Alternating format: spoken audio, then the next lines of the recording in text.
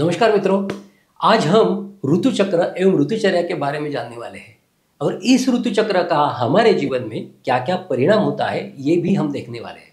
दोस्तों, ऋतुओं के अनुसार आयुर्वेद में विभिन्न ऋतुओं अर्थात सीजन्स के चक्र को ऋतु चक्र कहा जाता है और इनके आधार पर जीवन शैली और आहार संबंधी दिशा निर्देश को जो आयुर्वेद में बताया है उसे ऋतुचर्या के नाम से जाना जाता है। इसलिए पहले देखते हैं कि ऋतुचर्या है क्या। दोस्तों, आयुर्वेद में ऋतुचर्या का तात्पर्य है ऋतु अर्थात मौसम के अनुसार जीवन शैली, आहार और दिनचर्या को समायोजित कैसे करना है ताकि शरीर का स्वास्थ्य संतुलित रहे, दो ज़्यादा न बढ़े और बीमारियों से हम अपना बचाव कर सकें। आयुर्वेद में वर्ष को 6 ऋतुओं में विभाजित किया गया है और प्रत्येक ऋतु में वात, पित्त और कफ दोष का प्रभाव अलग अलग होता दिखता है। जैसे कि फरवरी से लेकर अप्रैल तक देखेंगे तो वसंत ऋतु है यानी स्प्रिंग। उस वक्त हमारे शरीर में कफ दोष का प्रकोप ज़्यादा होता है, इसलिए वसंत ऋतु में हल्का और गर्म भोजन करने की सलाह आयुर्वेद देता है, व्यायाम करने के लिए बताता है और शरीर को वमन ये पंचकर्म करके आपकी बॉडी डिटॉक्स करने के लिए भी आयुर्वेद बताता है।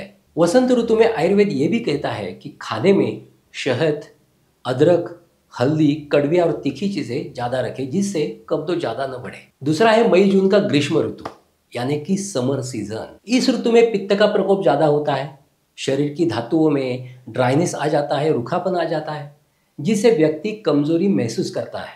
इस ऋतु में ठंडे, तरल एवं हल्के पदार्थों का सेवन करने की सलाह आयुर्वेद देता है। इस सीजन में धूप से बचाव करने का निर्देश भी आयुर्वेद देता है। खाने में नारियल पानी, खरबूजा, खीरा और ठंडे गुणों वाले खाद्य पदार्थ है वही लेने की सलाह आयुर्वेद देता है। तीसरा ऋतु है वर्षा ऋतु यानी कि मानसून, जहाँ बारिश ज़्यादा होती है।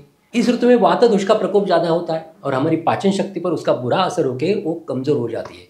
इसलिए इस ऋतु में आयुर्वेद हल्का और सहजता से पचने वाला खाना खाने का निर्देश देता है। इस सीजन में दूषित पानी से भी बचना है, खाने में गर्म सूप, अदरक, लहसुन ऐसी चीज़ों का उपयोग ज़्यादा रखना है, ये भी आयुर्वेद बताता है। चौथा ऋतु है शरद ऋतु यानी कि ऑटम।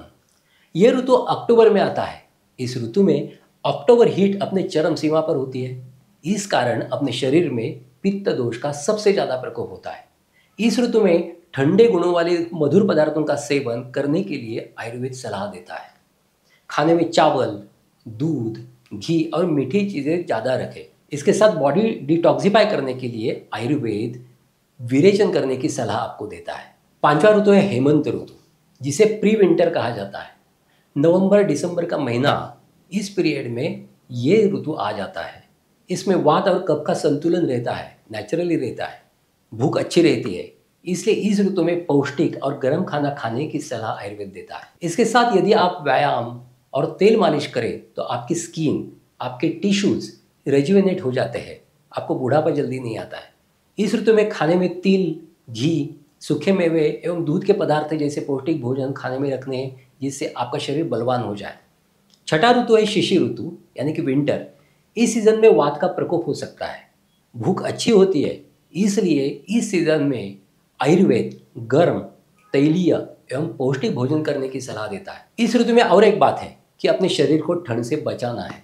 इस ऋतु में खाने में गर्म सूप, मेवा, घी, तेल के पदार्थ, दूध एवं दूध के पदार्थ रखने जिससे इस ऋतु में शरीर बलवान हो जाता है। इस तरह आयुर्वेद में ऋतुओं का एवं उसमें अपनी जीवन शैली कैसी होनी चाहिए इसका निर्देश मिलता है। आज हमने संक्षेप में सभी ऋतुओं के बारे में जानकारी ली। अगले वीडियो में हम मुख्य रूप से ठंडी के मौसम में जो अभी चालू है उसमें हमारी विशेष ऋतुचर्या कैसी होनी चाहिए इन सब बातों पर गौर करेंगे। तब तक स्वस्थ रहिए, मस्त रहिए, खुश रहिए। धन्यवाद।